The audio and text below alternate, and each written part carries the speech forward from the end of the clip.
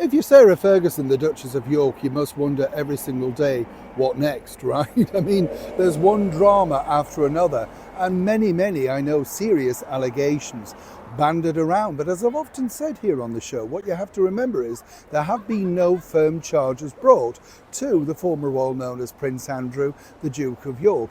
And indeed now, while Sarah's lost many of her charitable endeavours and lots of contracts and books, they've sort of gone to ground. But she's still very much in the news. And this is all thanks to somebody who really she could do without creating the drama. But now the people who've made the drama, well, let me explain. Morning, good to see you, chums. Thank you so much for joining me today. Welcome, one and all brand new subscribers. It is lovely to have your company. It's an interesting story, this, you know, when you think about it, because Sarah Ferguson, you might say, well, has done the honourable thing, at least for now, and disappeared out of the social limelight, the calendar. And that's simply because of the terrible association with Jeffrey Epstein. It's not going away, and there's simply more and more each and every time.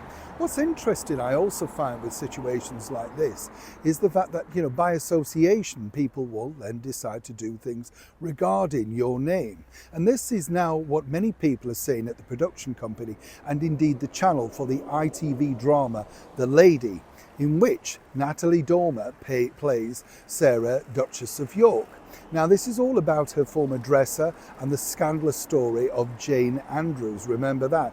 Big news when you think, and imagine what that would have been like now, chums, in the sort of social media age. But that was one horrific, gripping story, though.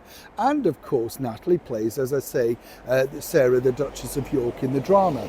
She famously came out about 3 weeks ago now to say, because of the association that Sarah had with Jeffrey Epstein and indeed the Duke of York, she's no longer willing to promote the project.